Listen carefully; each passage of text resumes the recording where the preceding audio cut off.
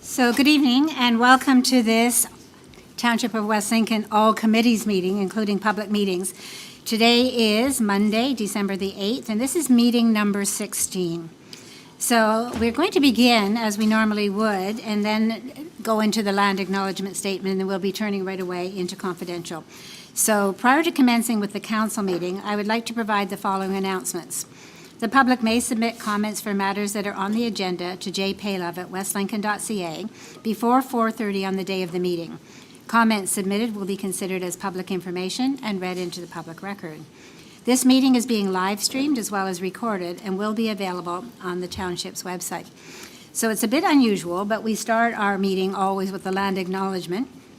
And so we're going to do that and then leave this meeting to go into confidential and then come back to the meeting and pick up where we left off. So the Township of West Lincoln, being part of Niagara Region, is situated on treaty land. This land is steeped in the rich history of the First Nations, such as the Hattaway-Wendourong, the Haudenosaunee, and the Anishinaabe, including the Mississaugas of the Credit First Nation.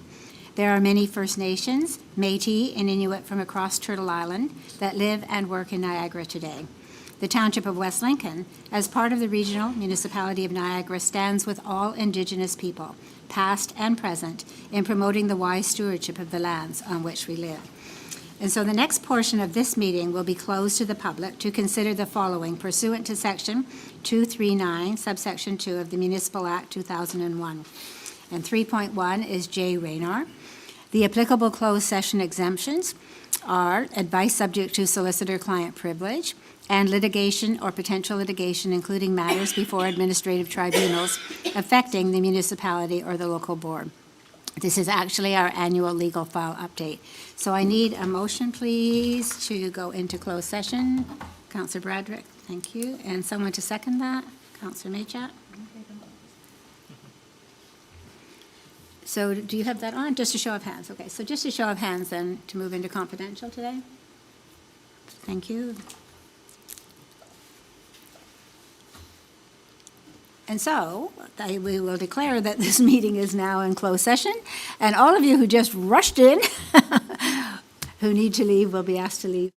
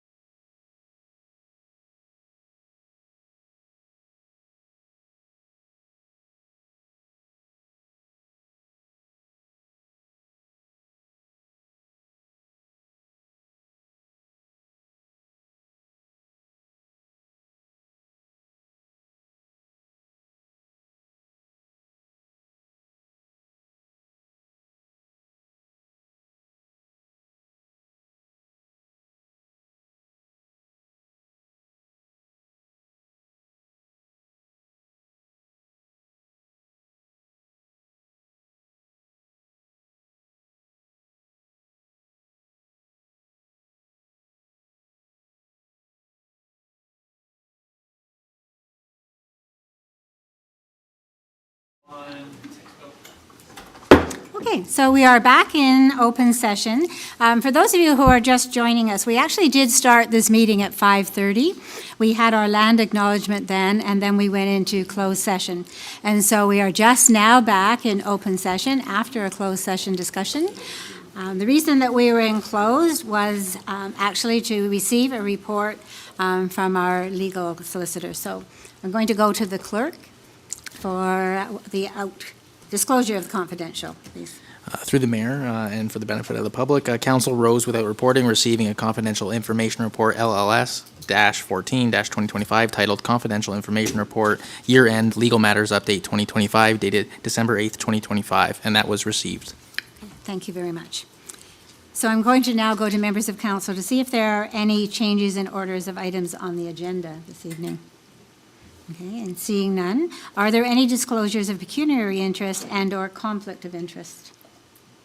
And seeing none again. So there are no appointments this evening, but I am going to state for the record that always on our agenda, under Procedural Bylaw Section 10.13, subsection 5, and general rules, an hour is generally set aside in our meeting, allocated for individual people who attend a council meeting to have an opportunity to address an issue that is on the agenda. So a response may not be provided and the matter may be referred to staff, but I'm presuming that the people who are in the gallery this evening are here because of the public meetings. Okay, so that does take us to our public meetings this evening. So I'm going to also just say, if you've not been to a public meeting for a while, I'm just going to ask you please to check your cell phones and make sure that they are turned off. Sometimes that's an issue if people aren't used to coming to meetings. Okay. So our first public meeting this afternoon, is this afternoon? I guess 6:30, we're now into evening. The purpose of this public meeting is being held to meet the requirements of the Ontario Building Code Act 2001 in relation to new building fees and charges for 2026 and the intent to pass an associated bylaw. So in accordance with the Building Code Act, SO 1992, Section 7, and the Municipal Act 2001, the Township of West Lincoln hereby gives notice that it intends to approve new building fees and charges for 2026 and to pass an associated bylaw. In accordance with Section 7, subsection 6A of the Building Code Act 1992, public notice of this meeting was given through advertisement on the November 13th edition of News Now and on the Township website.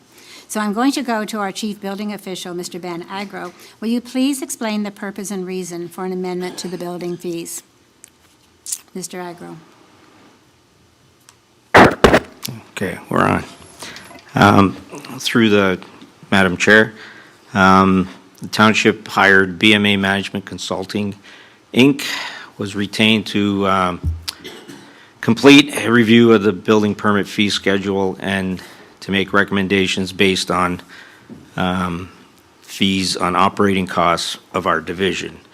And I would like to introduce Jim Bruzis from BMA, and he'll go through a presentation for you. Okay.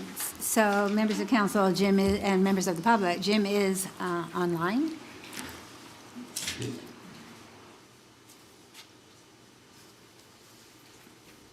Can you hear me?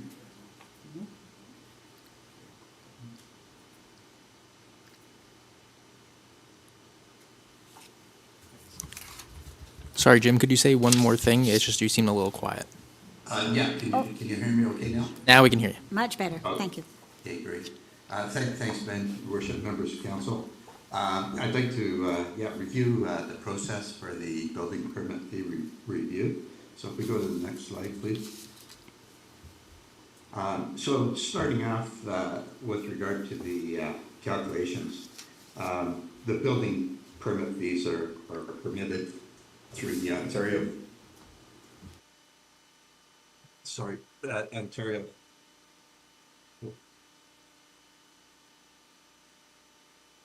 Building code, and we followed the process under the Ontario Building Code, and the following were the guiding principles that we used to calculate the fees. We wanted to ensure, first of all, there was fairness and equity. There was an equitable cost distribution across application types. We wanted to ensure legislative compliance. In accordance with the regulations, fees must reflect the anticipated reasonable cost of the service.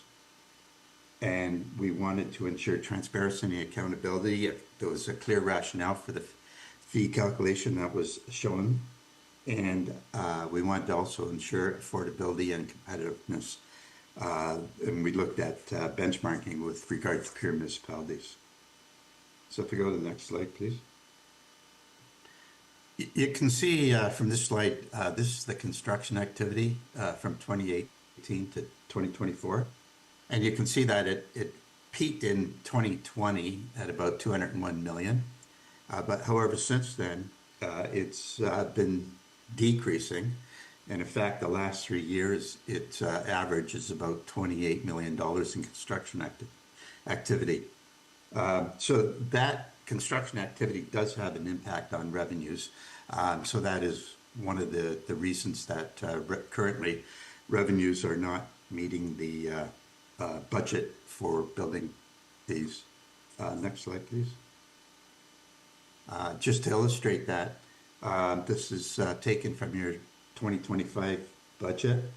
And you can see that user fees represent about 47%, 53% of the total budget. Total budget is about 713,000 and 377,000 is funded from user fees. So you can see it requires a substantial increase to balance the budget. And 335,000 is coming from building reserves. Next slide. So we looked at the trend in that regard, and you can see from this chart, the red line being the expenditures and the blue line being the revenues. And you can see the gap between the revenues and the expenditures is actually growing. So in 2024, there was about 366,000 taken from reserves to balance the budget. You can see in 2023, about 218,000 was taken from reserves. And like I mentioned, in 2025, it's anticipated about 330 million or 330,000 will be taken from reserves to balance the budget. So clearly the fees aren't keeping pace with the expenditures. Next slide, please. So one of the things municipalities endeavor to do, in fact, it's your policy to have a building permit reserve equal to 150% of the expenditures. And that is to take care of one-time situations and carry you through for economic downturns. And you can see from this chart, actually the actual balance of the reserve in 2024 is a negative $20,000. So these negative cash flows, this negative $20,000, from a cash flow perspective, it has to be covered from tax levy funds. If you wanted to get up to the 150% of operating expenditures, that would require about $1.1 million in reserves. Next slide, please. So I just want to talk a little bit about the methodology we use to to calculate the fees. First of all, we did a review of the operating budget, and we included all of the direct and indirect costs in accordance with the legislation. And that also includes corporate overhead costs that are attributed to the building operations. And we did that calculation based on the ministry guidelines, which state that municipalities with 100,000 population or less, the allocation of corporate costs should be distributed to the departments based on their proportionate percentage of expenditures. So we used the bottom-up approach, and in the bottom-up approach, staff develop process maps. In essence, this process map is the step-by-step process to identify the time associated with processing the permit. And then from that, we did an activity-based costing exercise. And essentially what that entailed was to calculate the productive hourly rate of each of the employees. And what I mean by productive hourly rate, it's the salaries and benefits of the employees divided by the productive hours. The productive hours are essentially hours that are available to do building processing work. So it excludes things like vacation pay, training time, and sick leave. And then based on that figure, then we applied the overhead percentage from the indirect costs that we showed you above, and that produces the productive hourly rate. And then from the productive hourly rate, we were able to calculate the full cost of service by providing that or applying that productive hourly rate times the hours that were identified in the process map. And so we calculated the fees for each of the activities, and then we compared the fees with peer municipalities. These are the Niagara municipalities, and we did that to ensure reasonableness and competitiveness. So if you go to the next slide. So this is the results, show you some of the major classifications and how you compare with the other Niagara municipalities. You can see from this chart, this is a residential house. The yellow is the West Lincoln's existing. Currently, you're the second lowest in the Niagara region. And then based on our calculation, as I just described, the proposed rate is in the green there. And you can see that it's about at the average and median of the Niagara municipalities. Next slide. So we looked at, as I say, other classes of permits. The mercantile finished, West Lincoln is currently the third lowest in the Niagara region. And based on the calculation, you're at the average. Next slide. And then the industrial, you're second lowest currently. And again, based on the calculation, you ended up to be at the average. Next slide. So just to summarize, the building permit fees, in terms of the guidelines, we ensured fairness and equity. We ensure that the beneficiaries pay for the direct and indirect costs of the service. We did comply with the legislative compliance, which says that fees are only to include the anticipable reasonable costs. They're transparent and accountable. That we had the process mapping exercise. We employed activity-based costing and benchmarking with other municipalities. And then in terms of affordability and competitiveness, as I just mentioned, fees are at or below the peer average. And next slide, please. And so what we're recommending is that the fee schedule be approved and it be indexed on an annual basis. And processes change, so we also recommend that a comprehensive review be undertaken every 4 to 5 years. And that's the end of the presentation, Marcia, and be happy to answer any questions.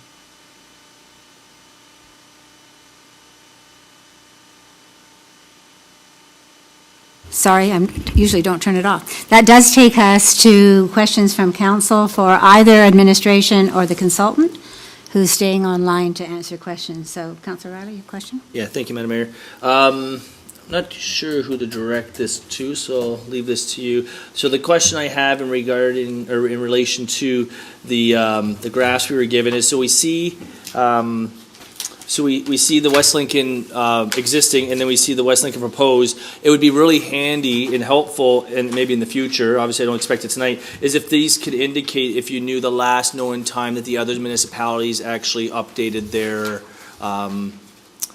their fee service for each category. So when I look at this, I don't know necessarily if we were to go through with tonight, it says we would be, fifth or fifth highest, or however you want to interpret that. I don't know if that also is going to mean next week Lincoln goes and approves theirs and theirs is even higher, or if it's already been done. I feel like in just trying to understand where we fall, I realize it's just based on what you have now, but I'm just wondering through you, Madam Mayor, to any number of staff, if that can be included in future proposals, just because I think that extra clarity would give us a better idea of what we're actually looking at and where we actually fall into it. Because if I look at one and maybe they haven't done theirs and they're going to do theirs now, and we're falling even shorter, to me, I feel like that'd be a little bit more helpful.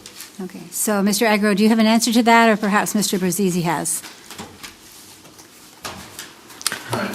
Yeah, I can partly address that.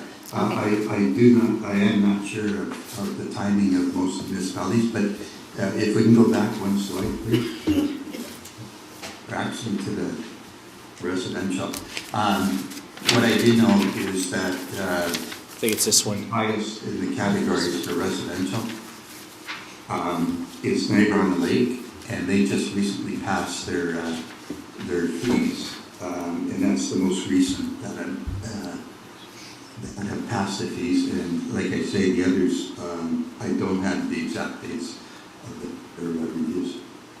Okay, so Councillor, we do know at least that the most recently done one before us is Niagara on the Lake. Niagara on the Lake, okay. You And can I see that. appreciate that, because I think, one, that gives us a better picture of where we truly fall versus one that's relatively recent as well. We don't want to be looking at old data and think, hey, we're doing really well when we're still falling really behind. So that was my biggest concern Thank you. of that. Thank Anything you. further, Councillor? No, not right now. Okay, anyone else have a question for Mr. Brzezzi or for? Nobody? Oh, Councillor Maychap. Through the chair, just for clarification, on the recommendation, index fees annually. So is that indexed to inflation, or how did they determine that? Through you, Your Worship. Yes, it's an inflationary increase. Generally, what a lot of municipalities do, rather than using the CPI, the majority of the expenditures in the building operations are related to salaries and wages. So some municipalities, what they do is they inflate it by the amount of the increase in salaries and wages. Nothing further? So that takes us then to public submissions. The floor is now open for members of the public to come forward and provide council with any oral or written submissions, either in person or on Zoom, pertaining to the proposed amendment to the fees and charges bylaw. When coming forward to speak, please provide your full name. Speakers will be allowed up to 5 minutes to make comments to council, after which council may ask questions of clarification related to the submission. Individuals are allowed to speak once to an application. So is there anyone in the audience who wishes to speak to this application? Okay, seeing none. Kevin, is there anyone online who wishes to do that? Not seeing any, Madam Chair. Okay, thank you. So that takes us almost to the end then, since there's nobody from the public who's spoken. So again, members of committee, I'm back to you. Do any members of committee have any final questions of clarification to administration or written submissions on the proposed amendment to the fees and charges bylaw? Please be advised that a recommendation report will be presented later this evening, whereby council will debate the merits of this proposed amendment and will decide on the proposed fee this evening. So any further questions? All right, save that for later. Please be advised that if you wish to be further notified on this matter, to sign the sheet at the side table near the council chamber doors. And seeing nothing else, I'm going to declare at the hour of, what do we have, 6:49, that this proposed amendment to fees and charges is concluded. So that is the end of public meeting number 1. We have 3 public meetings this evening, so the second public meeting is as follows. This is a public meeting to consider an application for a zoning bylaw amendment submitted by 4421 and 4373 Regional Road 20, Concession 4, Part Lot 19, and Concession 4, Part Lot 20, file number 1601-011-2025. The Planning Act requires in Section 34, subsection 12, and Section 39 that before passing a zoning bylaw amendment, council must hold a public meeting for the purpose of informing the public. The purpose of this public meeting is to receive comments from the public and is the only opportunity to provide council feedback with respect to the application. It is the function of council to listen to public comments and ask questions of clarification only. It is not the function of council to debate the merits of the application during the public meeting or respond to questions posed by the public during this public meeting. Should the public have any questions on the application, please contact planning staff and they will provide any information being requested. Please be aware that council debate of the application will occur later in this meeting when the accompanying recommendation report regarding the proposed zoning bylaw amendment is presented.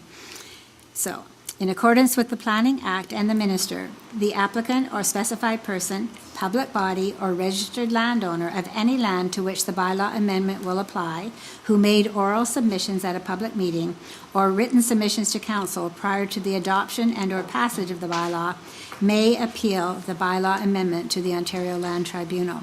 So would the clerk please advise the method and dates by which notice to the public meeting was given?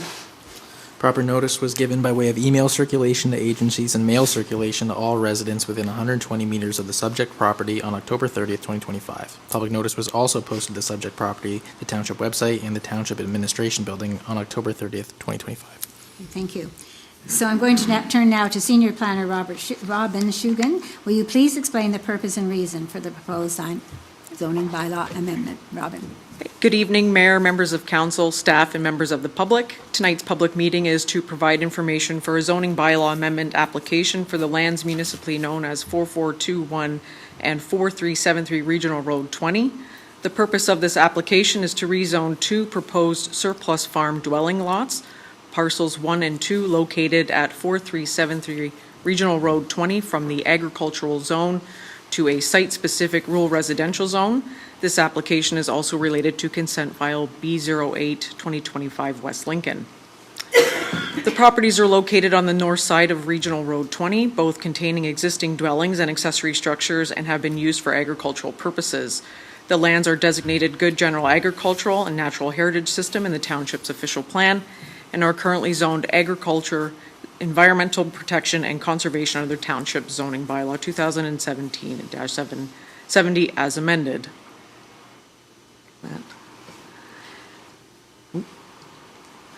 Okay. This slide depicts the consent application heard at the September 24th, 2025 Committee of Adjustment public meeting.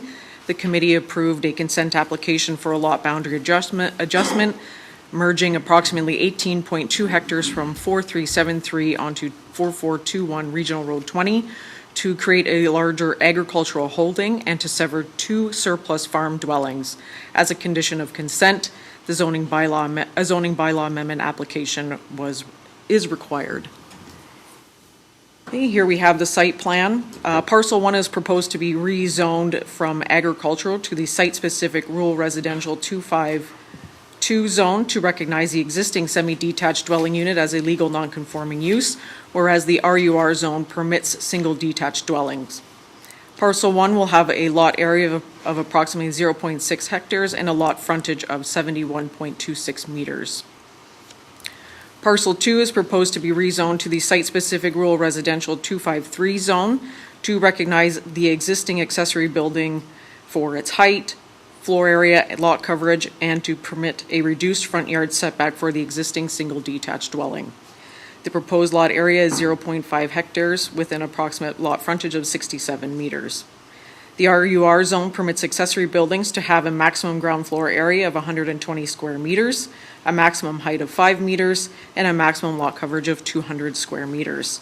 This application seeks to rezone the existing accessory building, which has a ground floor area of 275 square meters, a height of 5.8 meters, and a lot coverage of 275 square meters. Additionally, the application seeks to reduce the front yard setback from 15 meters to 13.7 meters due to a regional road widening requirement of 2.5 meters. The application was circulated to external and internal agencies, as well as property owners within a 120-meter radius. Comments received from the Niagara region. Staff note the application relates to a consent file. The property contains natural environment system features, the Silverdale Provincially Significant Wetland Complex, and a significant woodland and a linkage. The proposed zoning bylaw amendment does not impact these features and no additional requirements are needed, and a 2.5 meter road widening was required as part of the consent application. And regional infrastructure and planning development staff have no objections to the amendment. The Niagara Peninsula Conservation Authority comments were provided at the time of consent and no further comments were received at the zoning bylaw amendment application stage. There are no issues or comments received by the Township's building, fire services, or development engineering departments, and no public comments were received at the time of this public meeting.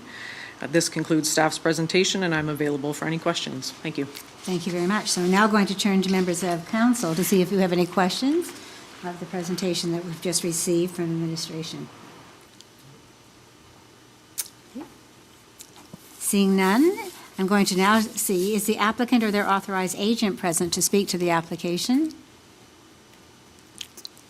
Good evening. Would you wish to speak to this application, or are you satisfied, sir, with? We are satisfied. Okay, thank you then. Members of council, I'm just going to ask if you have any questions of the applicant. Okay. So the floor is now open for members of the public to come forward and provide council with any oral or written submissions, either in person or on Zoom, pertaining to the proposed zoning bylaw amendment. When coming forward to speak, please provide your full name. Speakers will be allowed up to 5 minutes to make comments to council, after which council may ask questions of clarification related to the submission. Individuals are allowed to speak once to an application. So is there any member of the public who wishes to come forward to speak to this application? Okay. Seeing none, I'm going to go to council one last time to see if there are any questions at all that you still wish to ask about this application. Okay, please be advised that a recommendation report will be brought forward later in this committee meeting, whereby council will debate the merits of this application and decide upon its recommendation. Please be advised, if you wish to be further notified of this application, to sign the sheet at the side table near the council chamber doors. And seeing nothing further, I'm going to declare that this public meeting is adjourned at the hour of 6:57. Okay. We'll let Kevin get the next set up, and we're going to move on to the third public meeting of the evening.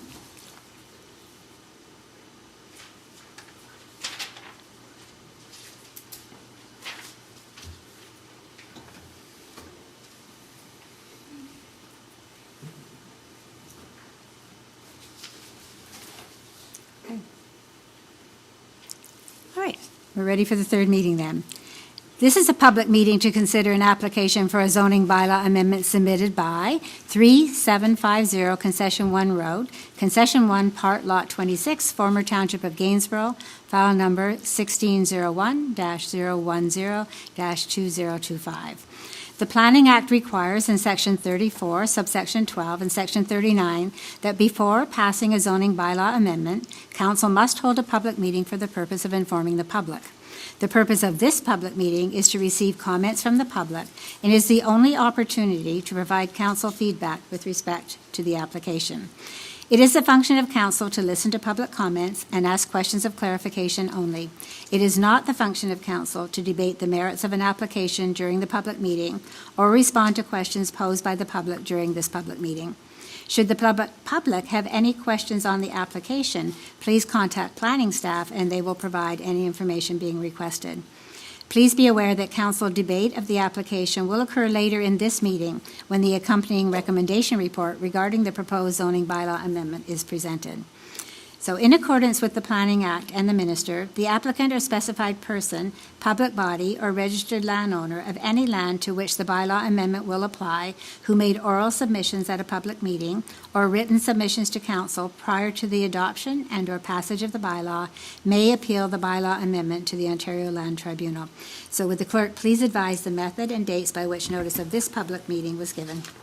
Proper notice was given by way of email circulation to agencies and mail circulation to all residents within 120 meters of the subject property on November 4th, 2025. Public notice was also posted to the subject property, the Township website, and the Township Administration Building on November 4th, 2025. Thank you very much. So I'm now going to turn to the Manager of Community Planning and Design, Susan Smythe. Would you please, Susan, explain the purpose and reason for the proposed zoning bylaw amendment? Good evening, Madam Chair, committee members, and members of the public. I'm here to present that application for zoning bylaw amendment submitted by KCAG Solutions, Kim Hessels-Glennie as the agent, on behalf of the owners Jason and Jody Beamer. This application is to satisfy a condition of consent of a farm dwelling surplus severance, which was approved by the Committee of Adjustment on August 27th, 2025. The subject lands are located on the south side of Concession 1 Road and west of Shedden Road. The lands contain one single detached dwelling, 2 silos, a metal-clad building, and an open storage building. Please note that the metal-clad building and open storage barn has been decommissioned and not to be used for livestock in the future, and only to be used for storage for the purposes of a condition of consent. The subject lands prior to the severance had a lot area of 20.6 hectares, and following the severance, with the removal of the farm dwelling of 0.4 hectares, shown on part 1 of the survey sketch, will be rezoned to agricultural purposes only, that being part 2. APO-251 is the site specific, and that is to recognize a reduced lot area of 20.2 hectares. Staff recognize that the lot area is less than the minimum 39 hectares of the lot area for an APO under the zoning bylaw. However, considering that the existing lot of record was well below the threshold, this further reduction would not detrimentally impact the agriculture use and can successfully continue to operate as an agricultural crop. Therefore, staff did not identify concerns with this proposed reduction in lot area. The severed farm dwelling, as noted as Part 1, will be rezoned as a site-specific rural residential, RUR-250. And this is to recognize a reduced front yard setback of 9.12 meters, whereas 15 meters is the requirement under the zoning bylaw. This rezoning, will capture the existing non-compliant condition of that dwelling. Staff will note that there are no other zoning provisions under the rural residential or APO that have any other deficiencies, and therefore these are the only 2 being captured under this application. And in terms of the lands, they are designated under the official plan as good general agricultural, and currently they are zoned as agricultural under the bylaw. There have been no further comments received from the agencies. Majority of the comments were already provided at the time of the consent, and at the time of writing this report, there was no public comments. Thank you. Thank you very much. So does any member of council have any questions of clarification for administration on this file? Okay. So seeing none, is the applicant or their authorized agent present to speak to this application? I'm the agent for the applicant. Would you like to come forward and add to that, or are you? I'm satisfied. You're satisfied? Okay, thank you for being here. Are there any questions of clarification from council for the applicant or agent? Okay, and seeing none then. We're on to public submissions, and I will read this in spite of the fact that our audience is now very meager. The floor is now open for members of the public to come forward and provide council with any oral or written submissions, either in person or on Zoom, pertaining to the proposed zoning bylaw amendment. When coming forward to speak, please provide your full name. Speakers will be allowed up to 5 minutes to make comments to council, after which council may ask questions of clarification related to the submission. Individuals are allowed to speak once to the application. So I'm going to ask, is there any member of present who wishes to speak to this application? And Kevin, is there anyone on Zoom? Not seeing any, Madam Chair. Okay, thank you very much.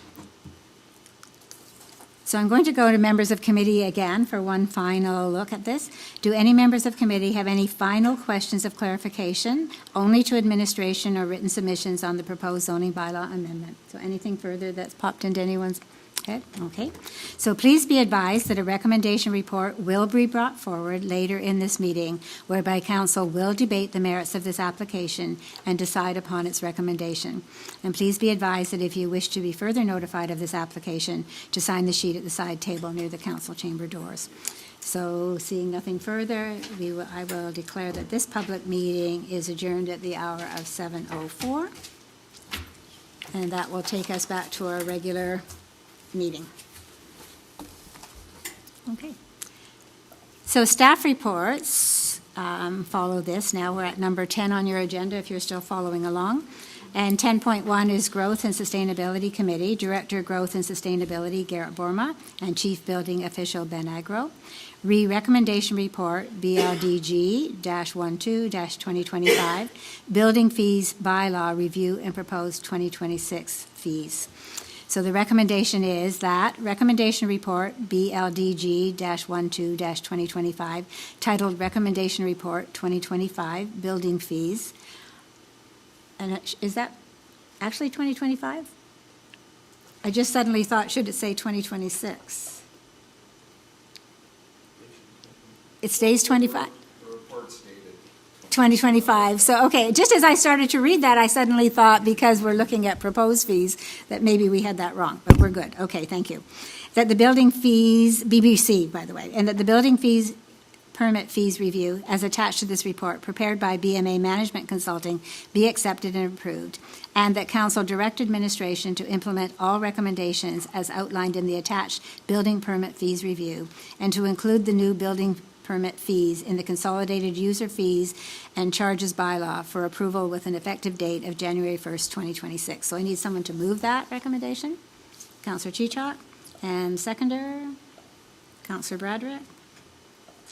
All right, are there any questions or comments regarding this? Councillor Chichok first, please.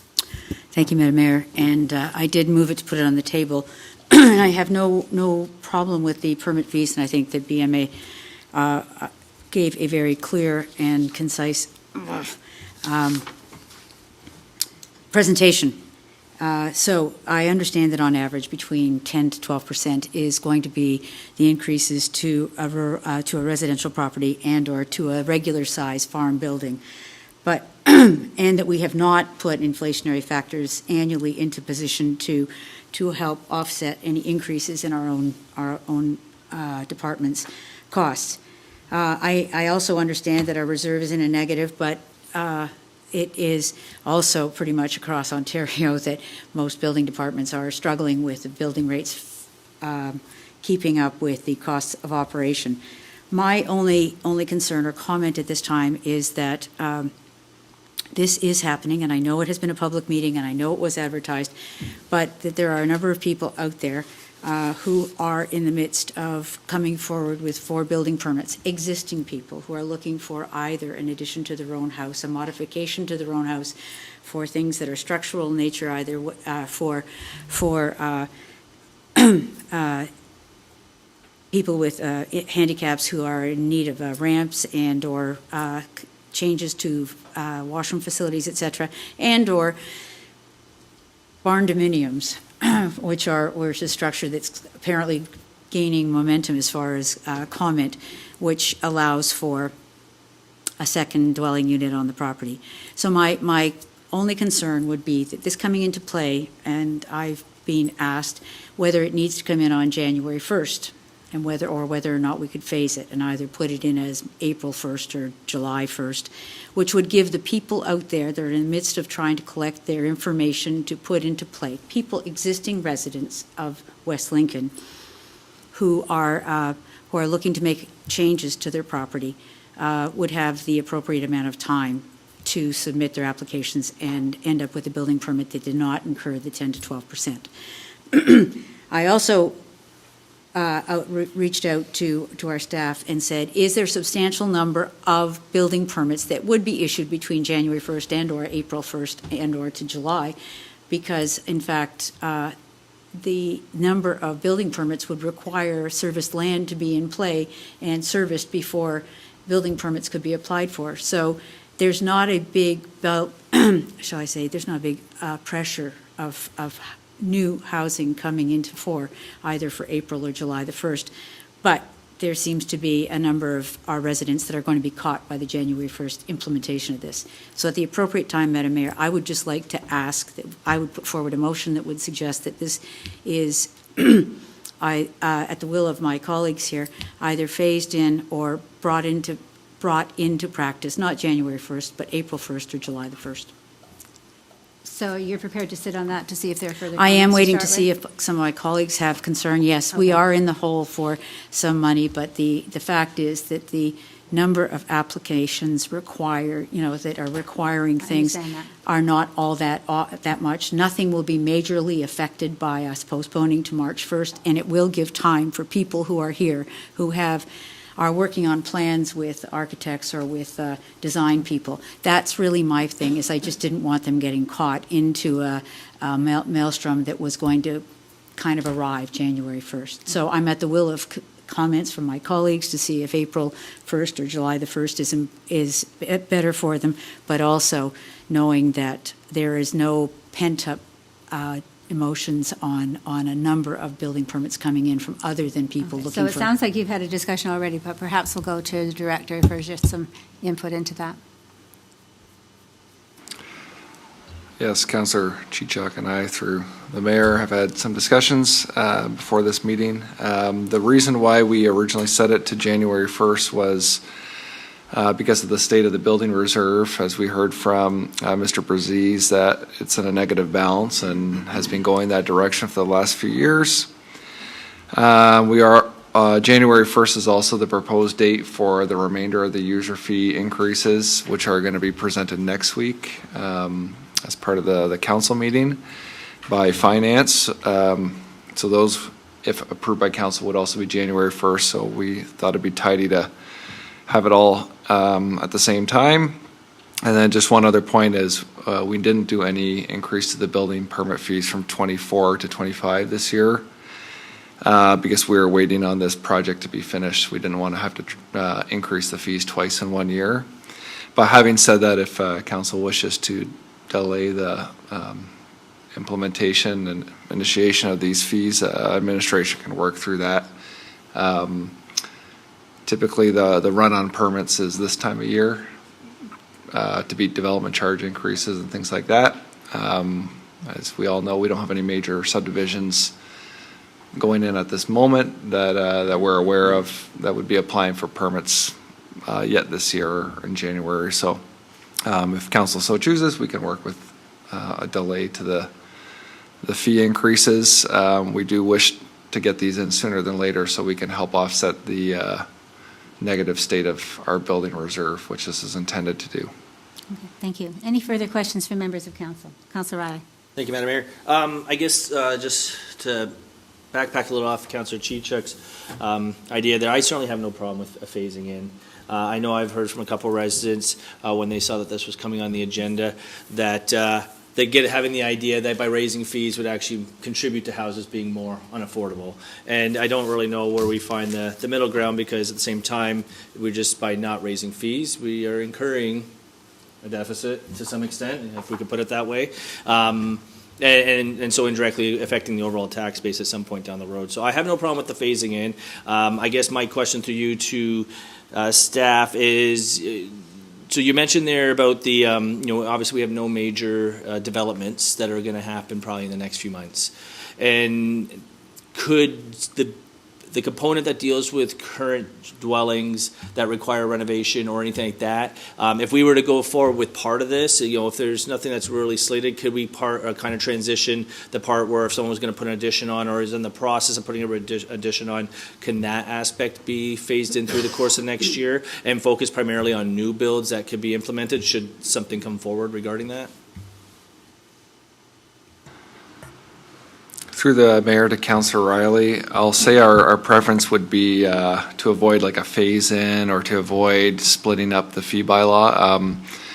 As you'll see on our other report about all the legislation changes around development charges, fee collection and development charge collection is changing from month to month. It's already extremely complicated to know what development charge we're applying, for instance, on a new house, because some rates are frozen. So it is already quite complicated. So I guess if council, what would be easiest for administration to see what happened would be just to defer or all the fees to a certain date, a later date in next year, as opposed to trying to split up what BMA has prepared for us or trying to phase that in over certain percentages, if that's understandable. We'd rather just have a clear date where all those fees come into effect, and it's a lot easier for administration because we have to enter that in the back end of our financial system. And with all the development charge changes that are happening as well, that's already creating quite a lot of administrative time to make sure we're getting the fees and the development charges correct.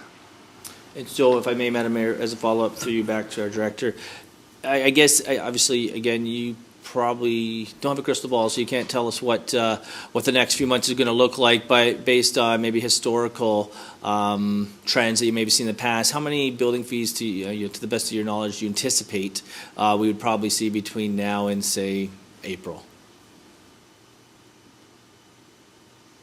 I don't have factual numbers in front of me, but typically January and February, and our CBO can probably attest to this, are going to be slower months.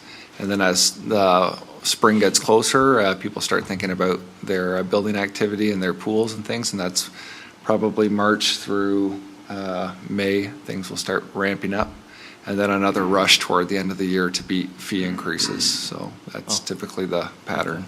So, like, as we're trying to look at an opportunity here to make things less burdensome on those who possibly have projects in the work, I don't really see a time of the year that's really going to be ideal unless we're doing it at the end of next year, at which point it could be a whole nother term of council. So, okay, thank you.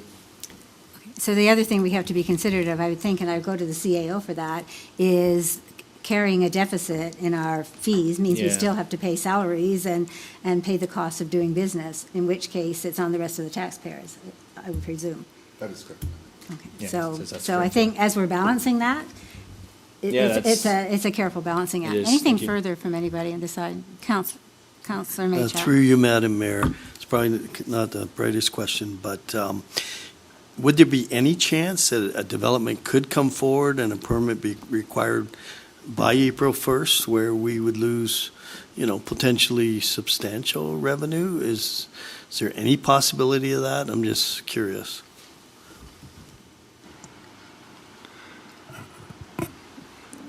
Through the mayor to Councillor Maychuk, I guess there's always a chance. There's not a whole lot out there residential right now. I would say there's probably less than 20 units that are serviced and able to go, and that the developer is actively working towards. And another thing I should note is they can apply for a permit. They pay the building permit fee upon application, and then that building permit's valid for 6 months. So they could get it in advance, pay a lower fee, and start building within 6 months of getting that. On the industrial, commercial side of things, there are a number of site plans, which is another report on this evening's council agenda, actually, that are out there in the works that they could come at any time. There are a lot that are ready to go, so industrial, commercial type uses. So those could be, those could fall in that category if this was delayed further into next year. Anything further? And Councillor? through the mayor again, so I just want to clarify, if I knew I was doing something a little bit later, I might want to get the permit a little sooner and I could save some money. Is that correct? Through the mayor, that's always what we encourage people, because fees rarely go down, so the sooner is usually more cost effective. We don't have the exact numbers because we don't know like the value of their building permits and the square footage. We haven't done those calculations because those permits haven't come in yet. So it's hard to say exactly how much, if any, there would be difference. And this is only a difference in the range of 10 to 20% mostly. Some a little bit higher, some a little lower. Councillor Bradrick? Through you, Mayor, to the director, I should probably know this, but when you apply for a permit and to start the process, and you have 6 months to start the building, I believe that's what you just said. When you submit that application for a permit, can other items like drawings still be pending, so somebody could get the process on the table and submit still then that cheaper fee if we were to start that in January or February? To Mr. Agro. Through the mayor, absolutely, they have that opportunity to pay up front for the permit fee, and then if things are pending, once everything is submitted, then we can issue the permit, and they still have 6 months to start the project within that 6 months period time. And one final follow-up question to the director. Do you have the staff capacity to do that kind of work over the next couple of weeks if you did have a real rush of people coming in to try to get a little bit of savings?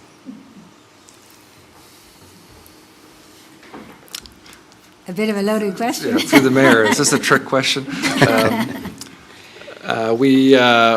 We're accustomed to getting through rush periods. Like, I'll give an example, actually. The CBO and I were just talking about how back on April 1st, the new building code came in, and we had a rush of quite a number of new chicken barns that our building staff was able to quickly process, so they can manage through the busier times as well. Yeah. Okay, thank you. Thank you. Anything further from anyone? Okay. Councillor Chichon.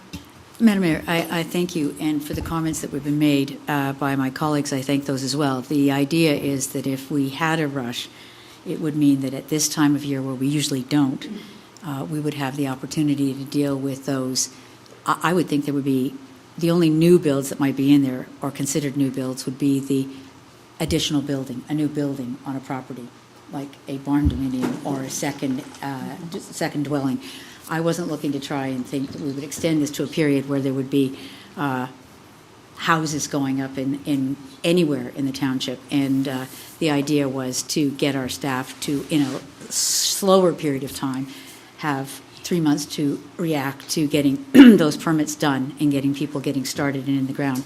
And quite frankly, if they did start, if that was the impetus they needed, well, it would bring the money in that they may put off for a couple of years. Because now the new building permit fees just made them laggards further. So I was looking at it as an expeditious period, an instigative period, and hopefully a period that those building permits would help offset the wages of our staff currently. So at the appropriate time, I put a motion on the floor. Well, I think the discussion has finalized, so this would be the appropriate time if you want to put a motion on the table. I would think so. So my expectation would be that the only change to this motions on the table would be that the approval with an effective date of April 1st, 2026. Is there a seconder for that?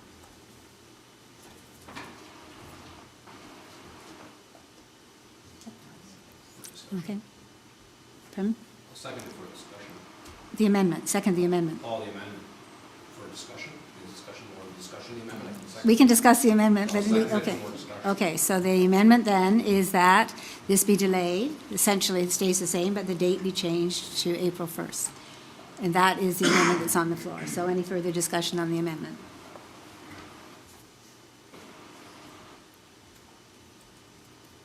Nothing? Okay, so I guess we're going to vote on the amendment.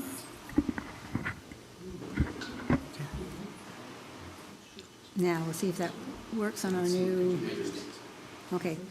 So we think it's going to work on our new system, but it hasn't, okay, it's up. Did it come up for everybody?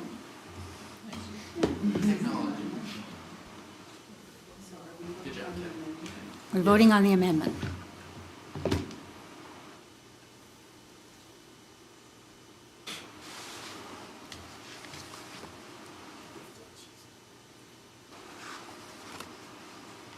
Still flashing in front. You got it? Okay, okay.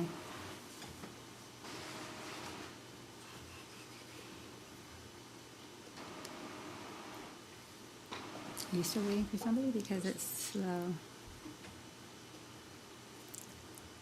Okay, and so that resolution is lost.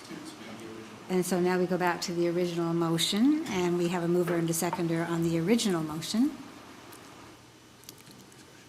Okay, any further discussion on the original? Okay, so that vote is in front of you then.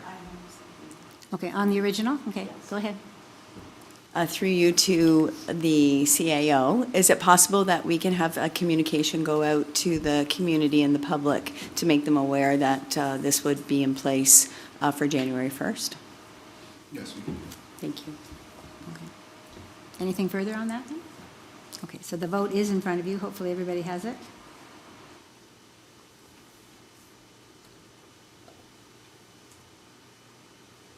And that carries. Okay. Under Growth and Sustainability, number 2 is Manager Community Planning and Design Susan Smythe and Senior Planner Robin Shugan. Recommendation Report PD-46-2025, Zoning Bylaw Amendment Application 4421 and 4373 Regional Road 20, file number 1601-011-25.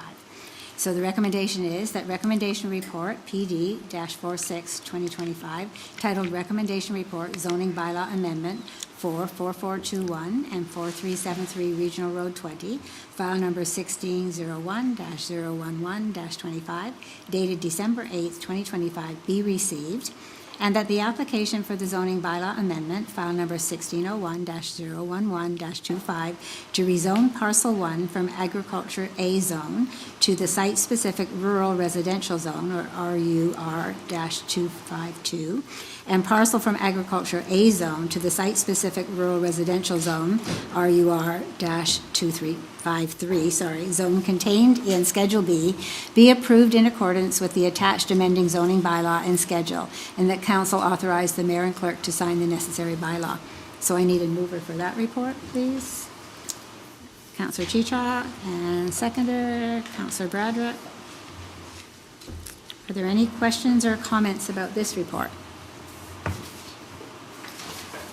So I'll remind you that this was our second public meeting. Seeing nothing from anyone? Anybody still thinking about what they wanted to say? No? Okay, so I guess we're ready for that vote.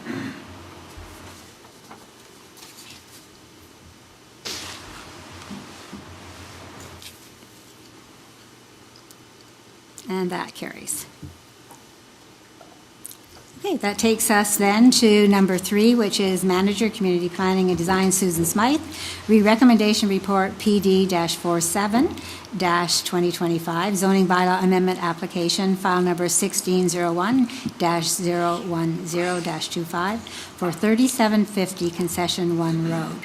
The recommendation in this case is that Recommendation Report PD-47-2025, titled Recommendation Report Zoning Bylaw Amendment, file number 1601-010-25 for 3750 Concession 1 Road, dated December 8th, 2025, be received, and that the application for zoning bylaw amendment, file number 1601-010-25, to rezone the severed parcel, Part 1, from agriculture A zone to a site-specific rural residential, RUR-250 zone, and the retained parcel, Part 2, from agricultural A zone to a site-specific agricultural purpose only, APO-251 zone, be approved in accordance with the attached amending zoning bylaw and schedule.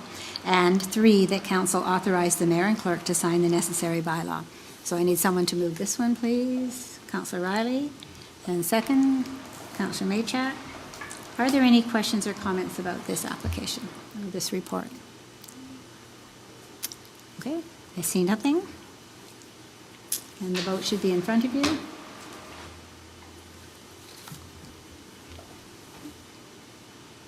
And that also carries. Okay, that takes us to number 4, Chief Building Official Ben Agro, Re-Information Report BLDG-11-2025-2024, Building Department Annual Budget Report. And the recommendation is that Information Report BLDG-11-2025, titled 2024 Building Department Annual Budget Report, dated December 8th, 2025, be received. Someone to move that report, please. Councillor Maychak. Somebody to second it. Councillor Riley. Are there any questions or comments about that building report? Seems like a long time ago when you're doing a 2024 report.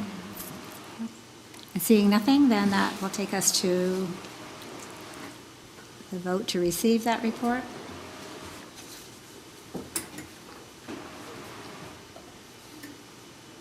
And that also carries. Okay, number 5. Manager, Community Planning and Design, Susan Smythe, and Director, Growth and Sustainability, Garrett Borma. Recommendation Report PD-44-2025, Township initiated housekeeping amendments to zoning bylaw 2017-70 as amended. The recommendation is that the recommendation report PD-44-2025, titled Recommendation Report, Township Initiated Housekeeping Amendments to Zoning Bylaw 2017-70, as amended, file number 1601-012-25, be received, and that administration be directed to conduct public consultation and prepare an information report and present it at a future public meeting. So someone to move that, Councillor Chichok, thank you. And someone to second that, Councillor Broderick. Are there any questions about that or comments regarding that? I think that's straightforward. We will be having another public meeting, obviously, moving forward. Okay, I guess we're ready to vote.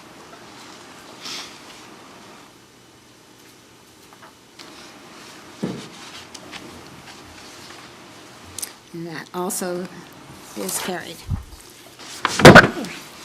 Number 6, Director of Growth and Sustainability Garrett Borma, Re-Information Report PD-49-2025, Update on Provincial Legislation Changes, Bill 17, 56, and 60.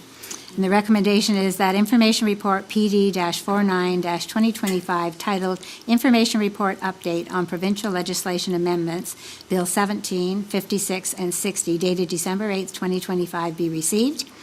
And Councillor Riley, I'm going to ask you to move that because I think you may actually have a question. That was something we were asking about earlier, I think. Which department, sorry? I can move it, that's fine. Okay, and Councillor Trombetta, will you second that, please? Yep. Thank you. And I think you had a question, and we said that there was a report coming up later on. You were asking something about legislation. Was it you? Oh, I'm sorry. Came from that side of the room. My apologies. Councillor Chichok, did you have something you wanted to ask about that report? No, Madam Mayor, I chose the wrong person to think where they were going to speak to it before we exited in camera. So I believe the director is going to speak to it now. Okay. So, Director Borma, did you want to speak to this report or highlight anything in particular for council members? Thank you, Madam Mayor. This report, I'll just say, is very high level. These 3 bills made a lot more changes than what's in this report, but we've included the links to those pieces of legislation. We just try to keep it as concise as possible in what administration is dealing with these specific changes. So the biggest ones that we can see are through the Development Charges Act, so further exemptions for long-term care housing, as well as Bill 17 delayed the collection of development charges to occupancy or occupancy permit. Those are things that staff are still working out to develop an internal policy to ensure that those development charges are properly collected at the end of the process, and we are working with our legal counsel, Mr. Rayner, to develop those as well. A number of changes to the Planning Act.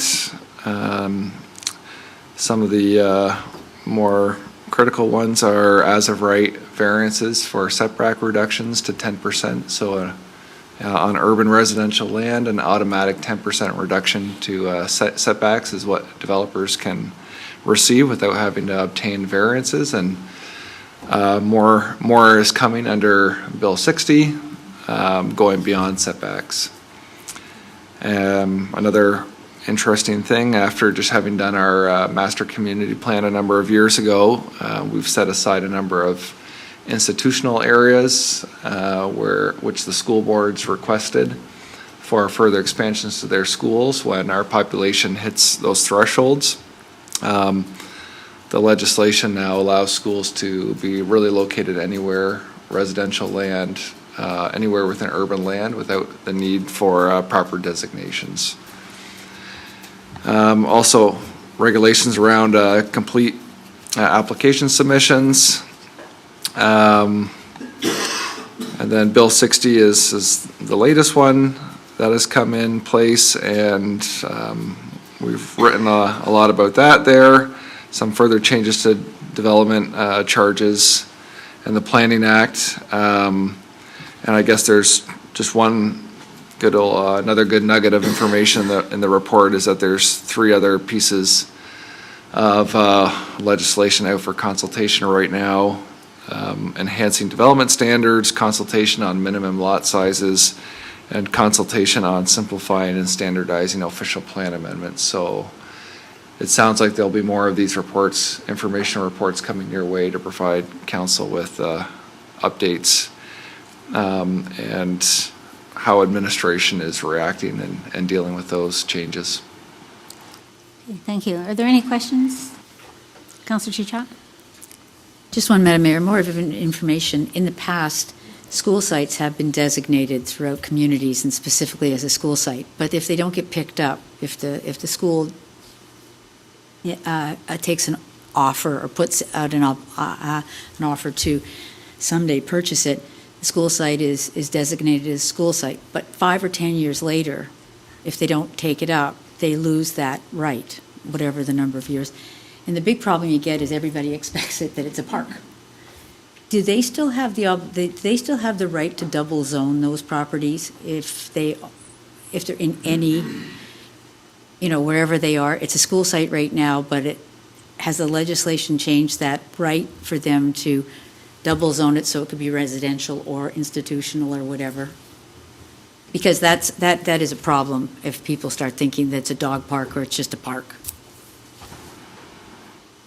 Through the mayor to Councillor Chichok, I'm not aware of those changes. I think this change was mostly just to give schools additional flexibility of where they can locate, but I'll do some more digging on that and I'll respond to you in an email if that's okay.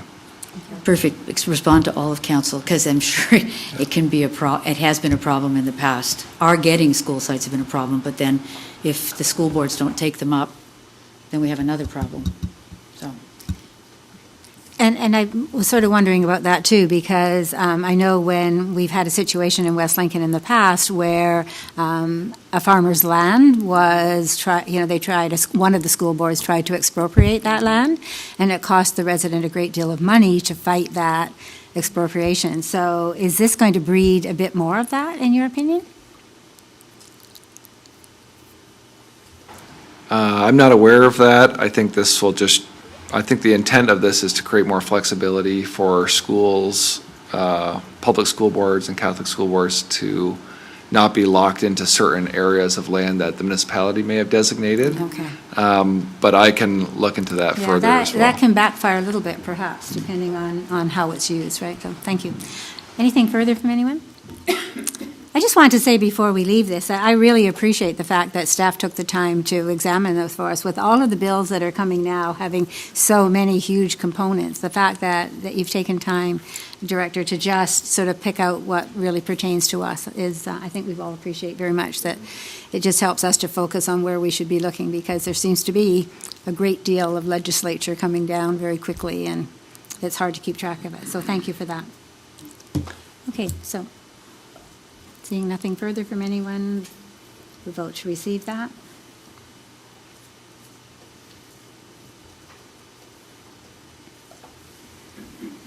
And that carries. Okay. Under number 7, we have Manager Community Planning and Design Susan Smythe and Director Growth and Sustainability Garrett Borma. And it's an information report PD-45-2025, and it's the status of site plan approvals. And the recommendation is that information report PD-45-2025, titled Information Report, Status of Site Plan Approvals, dated December 8th, 2025, be received. And someone to move that, please? Councillor Bradrick, and a seconder, Councillor Chichok. Okay, are there any questions or comments about that report?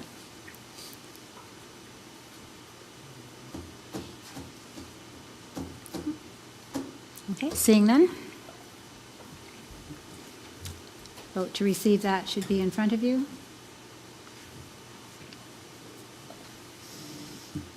And that also carries. Okay. 10.2, Community and Protective Services Committee, Director, Community and Protective Services, Cynthia Summers, Recommendation Report CS-10-2025, YMCA Partnership 2026 March Break Camp Fee Waiver. Thank you, all you planning people. The recommendation is that Recommendation Report CS- 10-2025 titled YMCA Partnership 2026 March Break Camp Fee Waiver dated November 17th, 2025 be received, and that council approves a fee waiver of $1,740 to allow for the YMCA to provide March break programming at the West Lincoln Community Center for 2026. So someone to move that, please? Councilor Broderick, and a seconder. Councilor Trombetta, you've been sitting quietly. Can I ask you to do that, please? Okay, I'll do that. Thank you. So that puts the report on the floor, and I'm now going to ask for questions or comments. So Councilor Broderick first, please, and then I'll come back to you, Councilor Trombetta. Oh, I thought I had it first. Okay. No. Just seconding it doesn't get, seconding doesn't get you first. Firsting gets you first. Councilor Broderick. Thank you, Mayor Gannon, and through you to the director. I just want to congratulate you on this pending partnership that will hopefully provide our community with a fulsome experience for the children at a much less expense to the township. Although I work in childcare outside of this particular job, I've never thought the municipality had a role in that.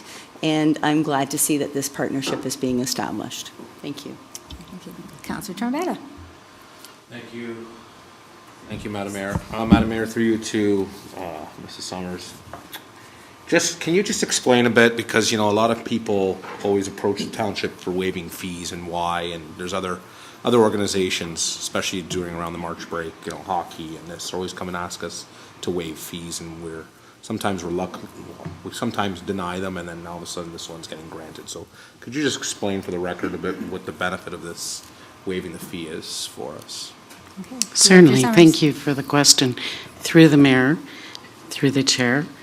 Councillor, you're absolutely, what you just described is actually absolutely accurate.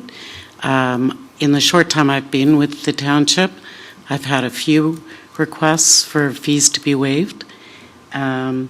So it is certainly something that comes up, and it's actually something that I've been contemplating with the CAO and the senior leadership team, and quite frankly intend to bring forward to council at one point.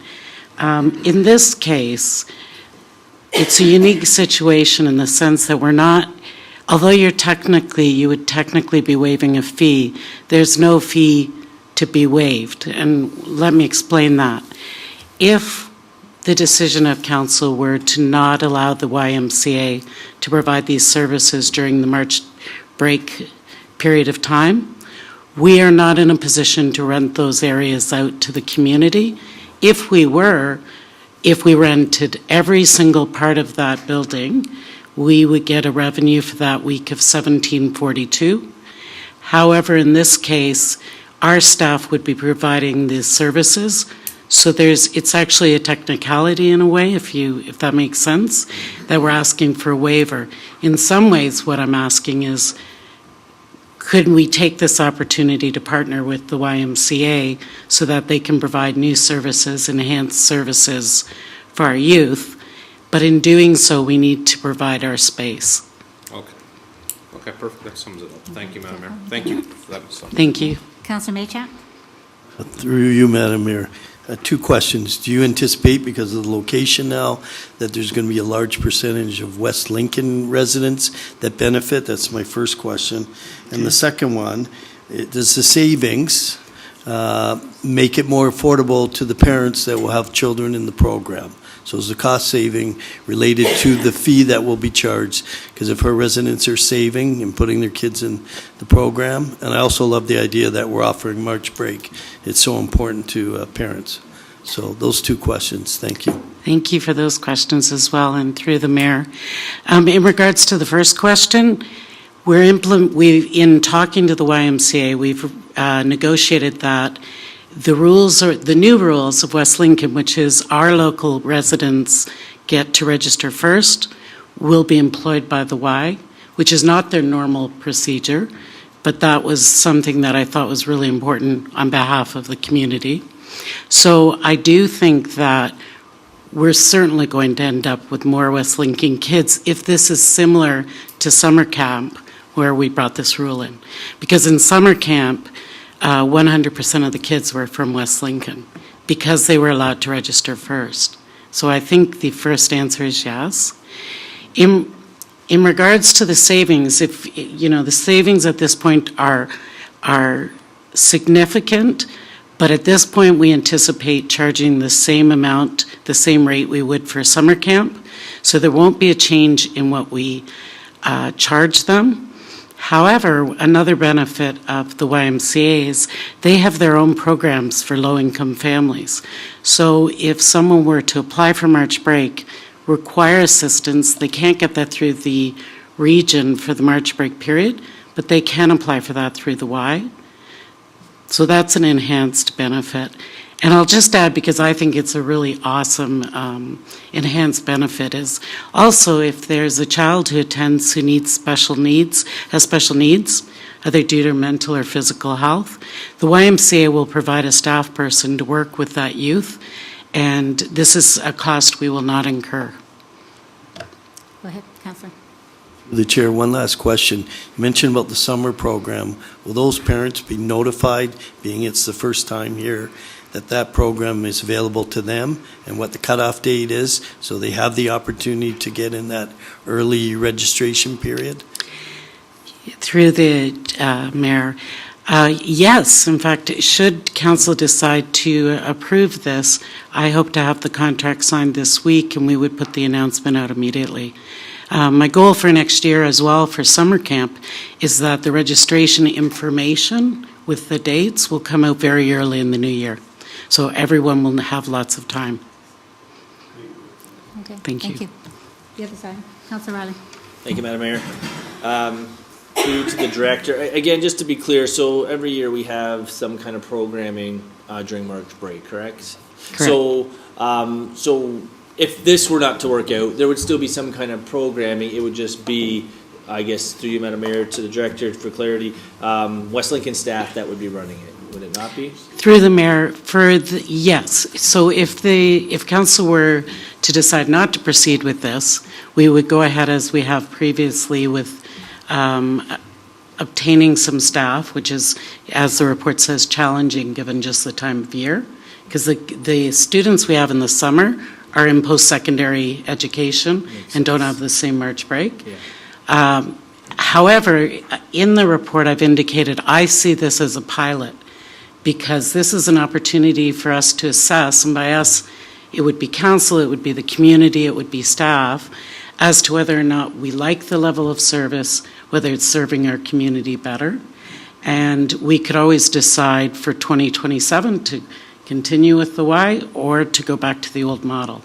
Okay, thank you. And I think we can all attest there, like we know we have a very lean staff force, so anything that we can do in terms of a partnership that's going to help enhance the experience for our community, I think we'd all be in agreement, and at least I would be. And the fact that there's potentially a little bit of savings. I know it says that in the report here that there's no real revenue loss other than just the space itself, and the fact that what you highlighted there, that whole West Lincoln first right of refusal, I think is something that is important, especially if we're going to be using our own facility.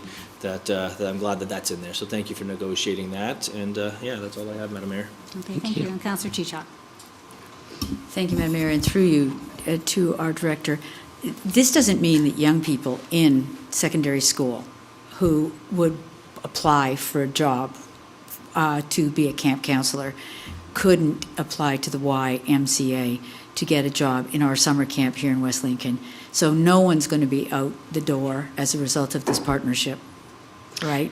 Through the Mayor, yes, that's absolutely correct. So that's all I wanted to make sure.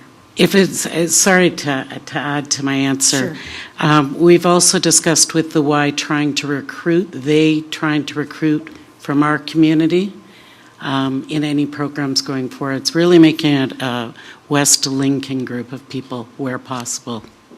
That's exactly where I was hoping you would go, because I see this as beneficial to the township. But with the lack of transportation, if kids from West Lincoln were to apply, they would be advantaged by the fact they could perhaps walk to work if their mom or dad doesn't drive them. So this is just a win for people seeking to be temporary soupies or something. Thank you. Yeah. Okay, thank you. Councillor Bradrick, second time.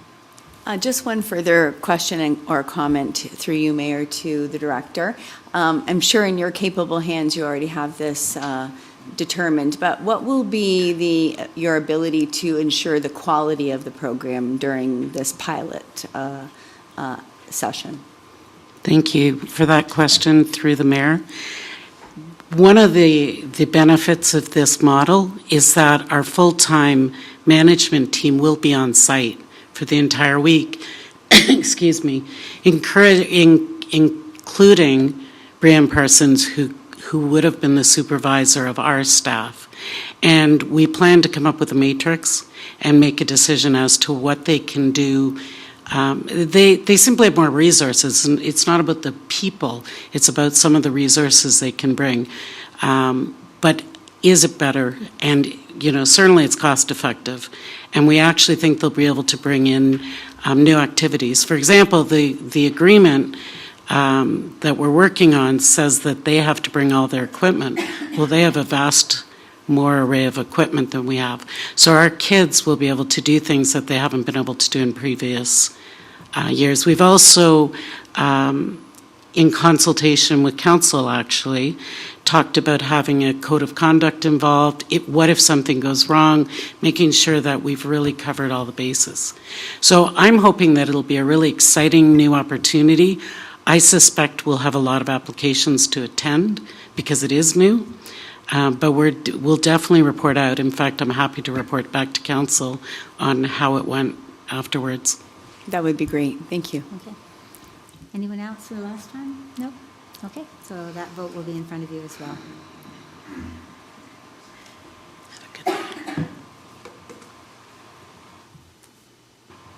And just while we're waiting for the vote, I think that the fact that it's a trial period during the March break camp is an excellent way to try out something new, so that carries. Thank you.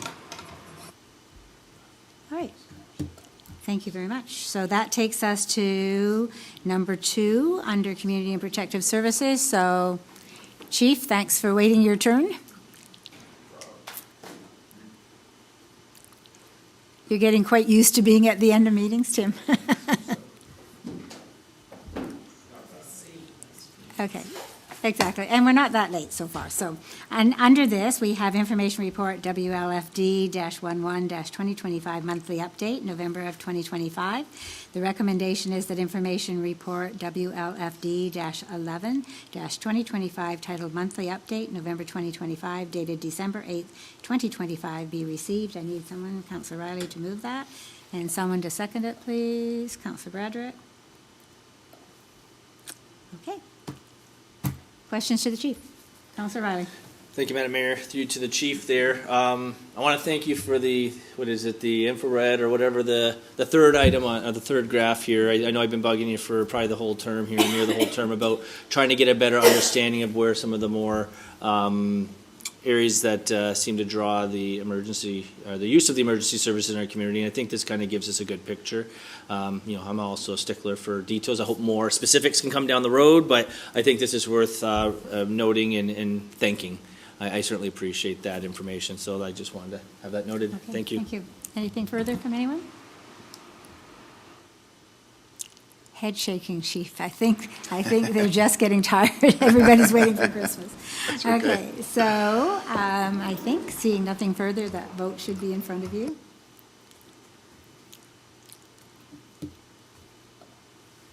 And I guess it wasn't so bad to wait for a compliment, so thanks. Okay, under communications, we have Councillor William Riley, Sex Offender Registry.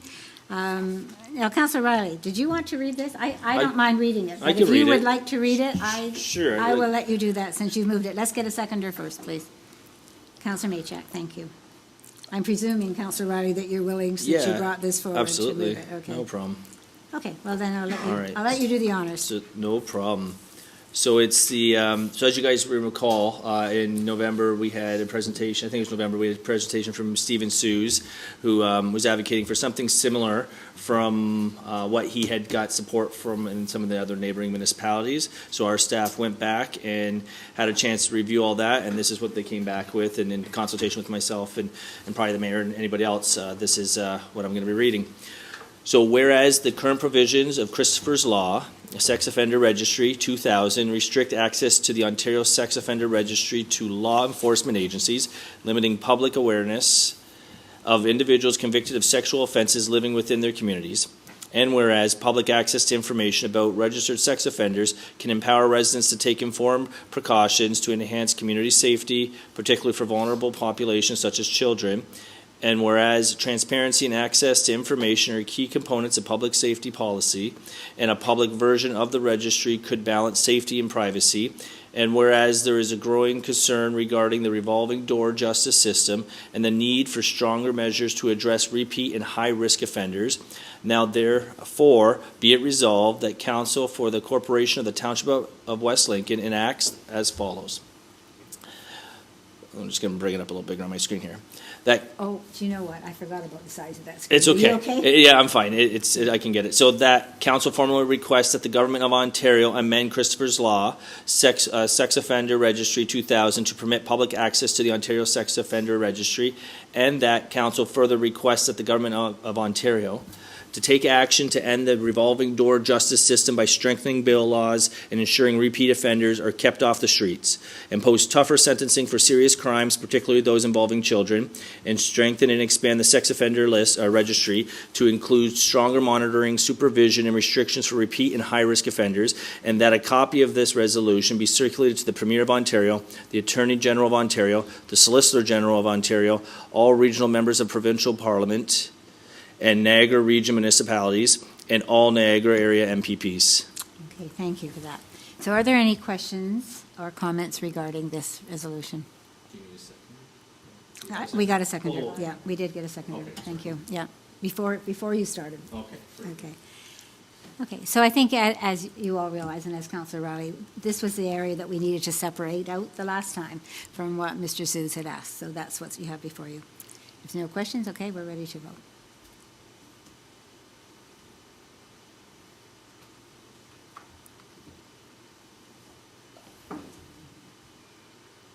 And that resolution carries. And 11.2 on our agenda is a Joint Accessibility Advisory Committee minutes of November 13th, 2025. The recommendation is that the minutes from the Joint Accessibility Advisory Committee dated November 13th, 2025 be received. I need a mover, please. Councillor Trombetta, and a seconder. Councillor Bradrick. Okay. Any questions or comments about those minutes? Okay, seeing none, Mr. Clerk, please.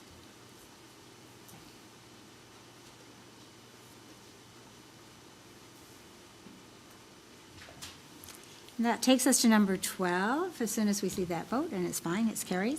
Members of committee, so I know that there's always a question mark about what happens with this, but there's 12.1 and 12.2. So this is an opportunity, if members are on any committees in which you represent West Lincoln, that you have a report you wish to bring forward.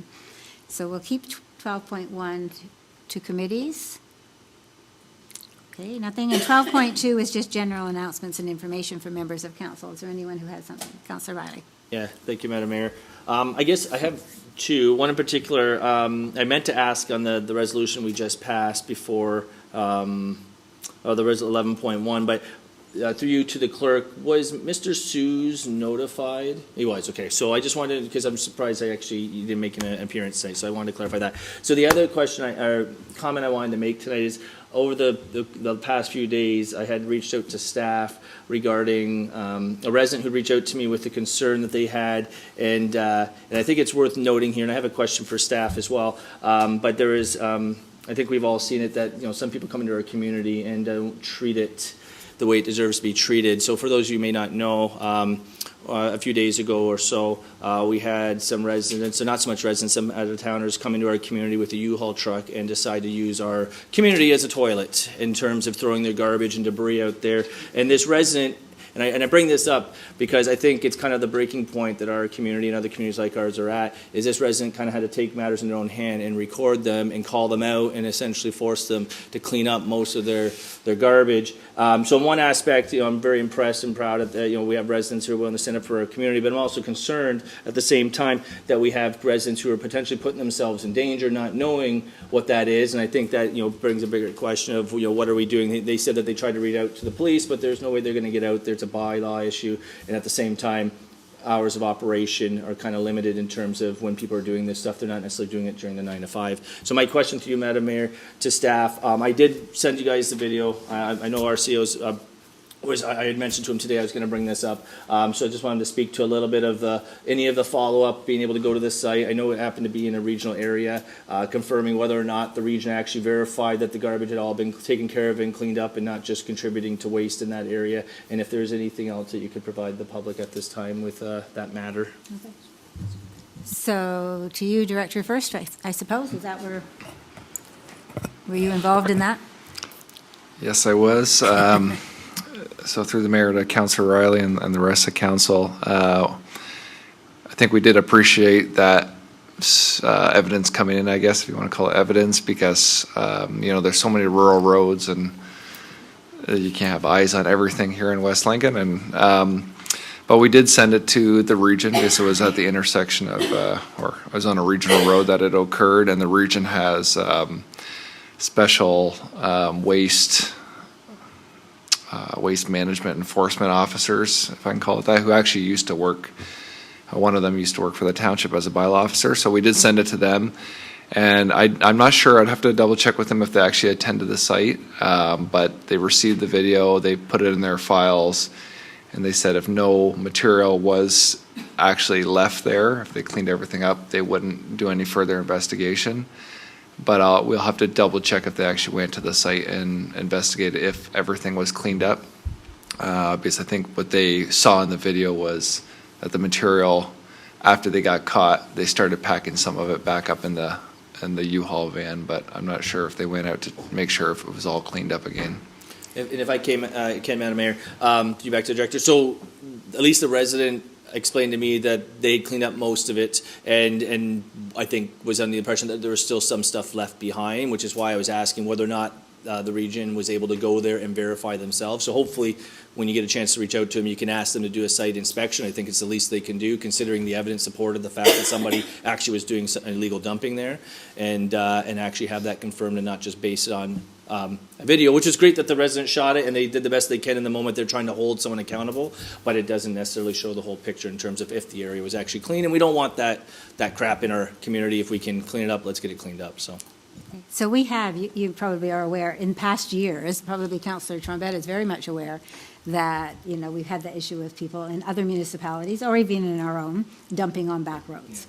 And the region has often sent people up to clean that up. So this might be a little different. Maybe they presume it was cleaned up, but that certainly can be looked into. Okay. So that's all mine. Okay. So you satisfied that that's been followed up with well enough for now? Yeah, and the staff can verify later on. Yeah. Now, I do worry that we're going to see, more of that kind of thing as people are paying less attention to recycling moving forward. So. Well, and Madam Mayor, actually, that's part of the other side of it, is as we see things change and people get, they look at our community as like, oh, I can go in the middle of nowhere. Well, they think those roads are just empty and they don't belong to anybody, And, right? and it's disgusting. Honestly, no, it is. And it's like, it's like just go to the landfill site. Like, it's $6, whatever, $12.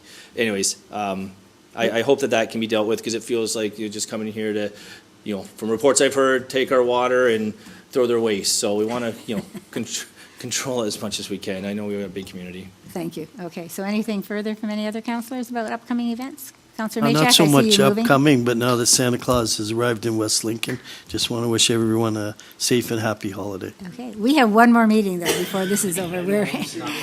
Yeah, okay.